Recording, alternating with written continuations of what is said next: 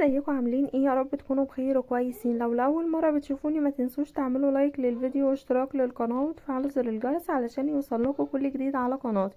النهارده هنعمل مع بعض طريقه عمل الزلابيه او لقمه القاضي زي ما بتسموها في اي بلد عندكم، وزي ما انتوا شايفين ما شاء الله لونها ذهبي وزي ما بنشتريها الجاهزه بالظبط. وهنعرف ازاي تكون مكوره معانا كده ومقرمشه من بره وطريه من جوه زي ما انتوا شايفين ما شاء الله شكل الزلابيه.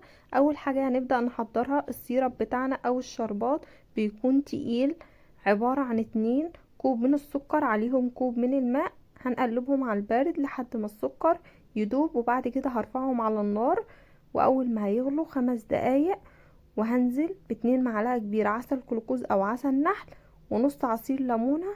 واول ما هيتقل معايا هبدأ اطفي عليه واسيبه على جنب علشان يبرد. انا مصورتش معاكم السيرب علشان انا عاملاه كتير قبل كده. ويلا بينا نبدأ في المقادير بتاعتنا بتاعت الزلابية. عندنا نص كيلو من الدقيق بيعادل 4 كوب من الدقيق جميع الأغراض، وعندنا 2.5 كوب من الماء يكون دافئ، وعندنا 2 معلقة صغيرة من الزيت، 2 معلقة صغيرة من الخميرة الفورية، و2 معلقة صغيرة من السكر البودرة أو السكر الناعم العادي.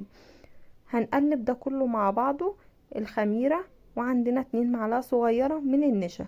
هنقلب الخميرة والزيت والسكر مع بعض كده، وهننزل بنص كمية المية والدقيق لحد ما نعملها كده العجينة، وبعد كده هننزل بالنص التاني باقي المية والدقيق لحد ما تكون معانا عجينة كده بتقطع، مش بتعمل معايا خط طويل، لا بتقطع معايا زي ما انتوا شايفين كده. هسيبها على جنب تتخمر لمدة نص ساعة كده ما تتضاعف الحجم بتاعها. بعد ما اتخمرت معايا نص ساعة هبدأ اللي انا افضي الهواء اللي فيها علشان ابدأ اشتغل بالعجينة بتاعتي. زي ما انتوا شايفين هبدأ احط طاسة على النار او مقلاية واحط فيها كوباية من الزيت، واول ما تسخن معايا كده حاجة بسيطة على نار هادية خالص، ودي معلقة معيارية او معلقة تكون بتاعة طبيخ تكون صغيرة عندكم.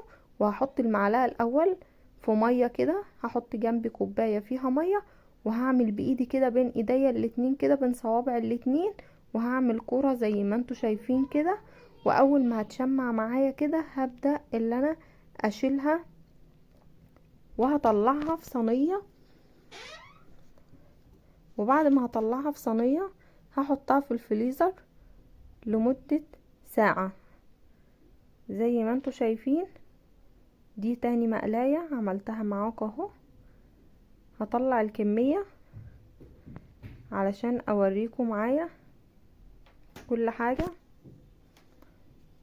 هسيبها بقى في الفريزر لمدة ساعة، وبعد كده هبدأ اللي انا اسخن الزيت بتاعي كويس، وابدأ انزل على نار بقى متوسطة مش على نار هادية، وافضل اقلب فيها على طول علشان تديني اللون الذهبي اللي انتوا بتجيبوه من المحلات بالظبط. ما سيبهاش ولا ثانية، بقلب كده على طول فيها علشان تديني اللون الذهبي اللي انتوا شايفينه ده كده. لما انا شلتها من المقلاية من اول مرة ورجعتها تاني من الفريزر، دي كده قلبها هيبقى طري معايا ومقرمشة من بره زي ما بنشتريها بالظبط من المحلات. هننزل بقى في الشربات التقيل او السيرب التقيل اللي برد معانا وبمصفى كده، وهنبدأ نحط كل الكمية كده في السيرب بتاعنا ونصفيه كويس وكده. بعد ما صفيتها شايفين ما شاء الله شكل الكور، شايفين ما شاء الله. بدوق واحدة معاكم اهو علشان اوريكم الشكل من جوه. ما شاء الله مقرمشة معايا ومش معجنة، شايفين ما شاء الله مستوية معايا من بره ومن جوه، قلبها طري من جوه وبتقرمش من بره.